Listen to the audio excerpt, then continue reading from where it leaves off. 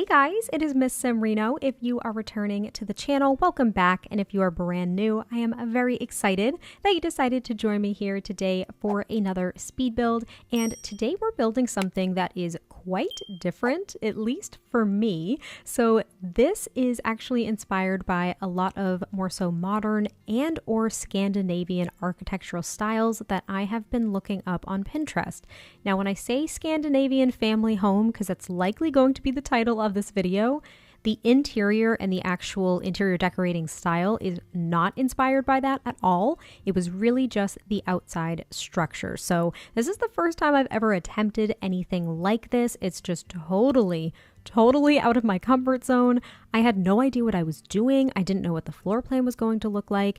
This was a build that I was genuinely scared to try to tackle. So I really hope you guys enjoy it. Not to apply any pressure or anything, but if you don't like it, I might cry. It's not really true. I really actually strive for feedback, and I always want to hear what you guys think, but it was actually really fun. It was fun to step outside of my comfort zone and try something new that I had never really done before, and by the end of it I was so happy. I was so happy with how this turned out. I didn't think there was going to be a lot of space here, and to be fair, actually I think that this build would probably fit in really nicely in Evergreen Harbor if which is it? I don't even know if there's a certain neighborhood action plan that's in place, or if the footprint ends up being green. I think the buildings change and they kind of look like this, but I just know that there's some kind of change that you can influence in Evergreen Harbor, and some of the shells, like the shell houses and stuff on some of the neighborhood roads, will actually look very much like this. So this might fit in really nicely if you actually have Evergreen Harbor upgraded to that point. But I also use platforms. I use platforms on the interior as well as the exterior, and I haven't used platforms in a hot minute because they frustrate me, but they're really versatile and I do very much like them, and I thought this would be the perfect opportunity to use them a bit, just to kind of change up the way I did stairs. It might not be that big of a deal to you guys, but to me it was actually a huge deal to try to make stairs that looked a little bit more dynamic.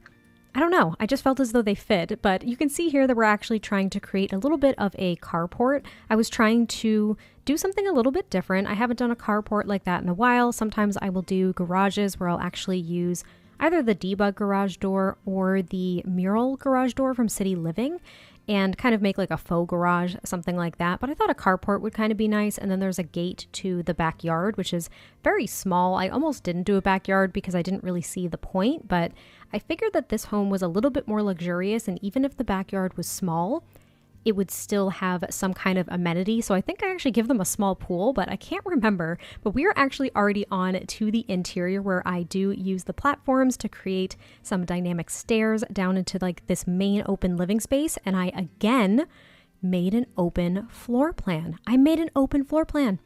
Who am I? I don't even know. I don't even know who I am anymore, because that's all I've been doing now. I tried it in one build and then I kept doing it in more builds, and I was like, oh my gosh, I think I can actually do this.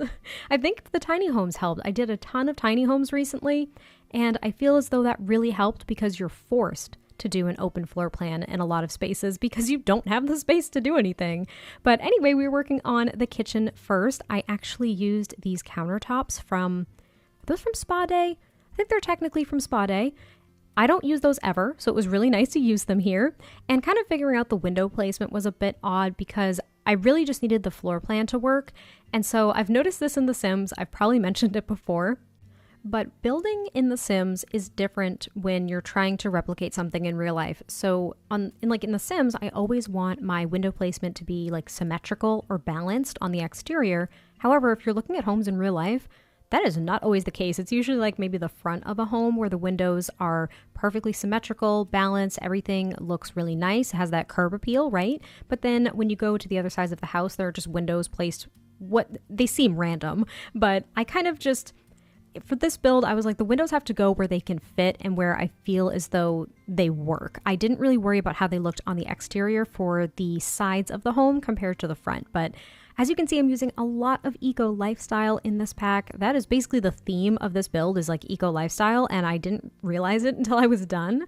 But I made this open concept kitchen, dining, and living space because I had nowhere else to put any of these rooms. So there is just this one row of countertops, which I thought was perfect. It actually reminded me a lot of the tiny homes that I have done recently, where I'll have just a row of countertops with all appropriate appliances, at least one surface to actually prepare food, and then there is the dining table, which like almost backs up to the couch.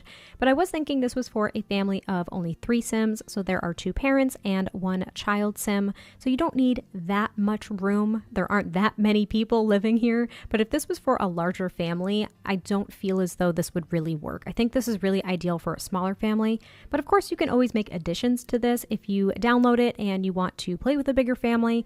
It could also be great for just like a single Sim, and you can turn the kids' room into like an office or something. There's always things that you can kind of do to make other creators' builds your own, and I think I've been mentioning that a lot more lately as well. But just to remind you guys that if you don't like something but you still want to play with the build, feel free to customize it.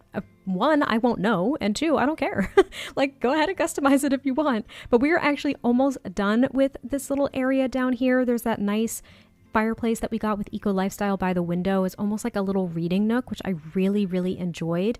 And then I used these lights from Tiny Living that I haven't used in so long, but I used them in this yellow, pink, and red swatch because I thought it matched really nicely with the furniture that I used from Eco Lifestyle, which was in the yellow swatch. And I used pops of like red and pink in various spaces throughout the home, so I thought it worked. I thought the pops of color were actually really appropriate considering the base colors for this home are white, black, and then kind of like a dark brown. I hope that makes sense. I'm not an expert in this kind of stuff, so I'm really just flying by my coattails here, but hopefully it makes sense. And now this is the downstairs bathroom, which is a full bathroom, which I thought was really nice. So there's a full bathroom upstairs as well as downstairs. I always view that as a little bit of a luxury for a 2-bedroom home. I'm thinking in real life, if you were to get a 2-bedroom home, there's typically 1 bathroom and that is it. It is always a plus to at least have an additional half bathroom. And in this build, it's a full bathroom. So I thought that was really nice. I also used that sink, which I've never used in my entire life, which I believe is base game. I could be wrong. I don't remember, and I just missed it as it flashed on screen there. But I've never used that sink, so that was kind of exciting. And then we move on to the upstairs where there is the master bedroom, the kids' room, and of course, the additional bathroom. There's kind of a big landing area because it was just big/small enough for me not to be able to do something else with it. But the first thing that we do is work on the master bedroom, which I really liked. I just love the colors so much. I basically used the same colors from downstairs in the master bedroom as well. I'm not sure if I really carried them through with the kids' room. I usually don't. Kids' rooms are usually very unique for me, and even the master bedrooms sometimes can be kind of standalone compared to a color scheme in the rest of a build, but I just felt as though the colors were so appropriate to bring up to this master bedroom. So they have like this nice yellow bedspread, they have these blue curtains, this really beautiful mirror, which I did use the tool mod to actually adjust the height because it was up really high, like most of the mirrors are in The Sims 4 for some silly reason.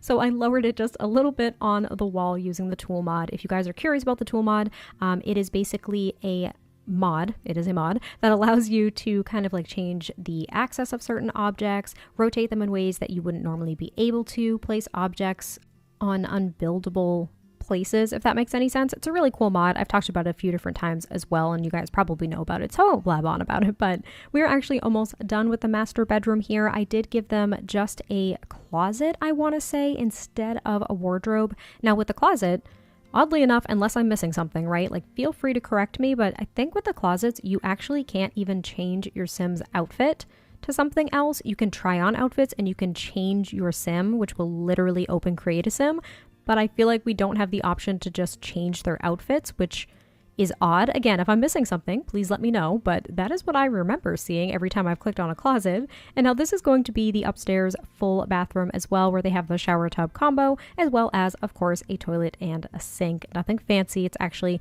pretty much almost just like the bathroom downstairs. And again, I used the tool mod to actually lower the mirrors a bit because they were just up a little bit too high for my liking. But then we decorate this little landing area. I think I just put an armchair there as well as a plant because y'all know we need a plant basically in every corner of every single room for me, otherwise it doesn't look balanced. And there's really nothing special up there. Again, I wanted to do the open staircase, but apparently the way in which we used to be able to make them no longer works, at least in my experience. I will ask again because I think I asked in a previous video. If you guys know what's kind of up with that, definitely let me know.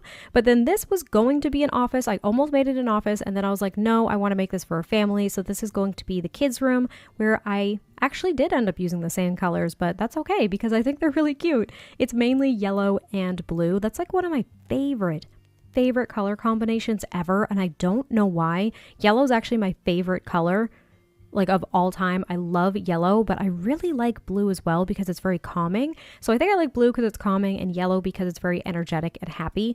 And those are usually the feelings I'm striving for, is like really calm and relaxed or just like very happy. I don't like red. Red's not like it's not really a color that I enjoy because I think it makes me angry. I don't know why, but I think it makes me angry. But then we move on to the backyard where again, I use platforms to make these cool little dynamic stairs here. And then I just sort out some of the landscaping, which is very simple. There really isn't too much going on back here. Like I mentioned earlier, I think I end up giving them an outside dining table, not a grill. So they would have to make a meal inside and just kind of bring it outside if they wanted to sit out there. But then there's also a very small, and I can't emphasize that enough, very small pool back here as well. Again, it's just that kind of luxury amenity that I wanted to add, considering that their backyard was not very big. But I don't know, I just really liked the build. It was, like I mentioned, out of my comfort zone, a little bit unusual for me to tackle because you guys probably just see all of my very standard suburban homes or very just cozy apartments, and I don't usually step out of that comfort zone very often. I try, but this was a big stride, I think. So I just really look forward to hearing what you guys have to say about this one. Also, I did give them a grill. I take that back. And then they have a bike, a couple of trash bins out here, and I think just a few plants just to decorate it just a smidge. But thank you guys for watching, and I'll catch you next time I post a video, and I'll talk to you soon. Bye!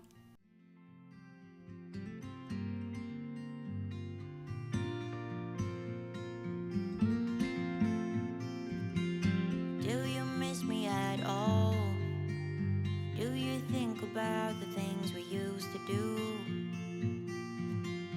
No, you couldn't stand tall. So why didn't you call? So many years has gone by, but I think about you all the time. Looks like you're changing and all, but why didn't you call? Something in the air, always something in the air. Inexplicable, I can feel it in the air. Can you feel me?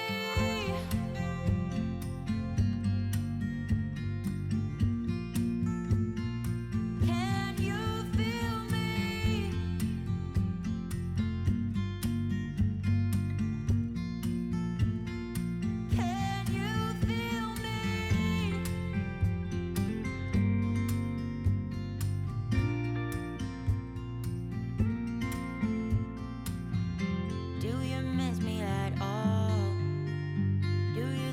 About the things we used to do. No, you couldn't stand tall. So why didn't you call? So many years has gone by, but I think about you all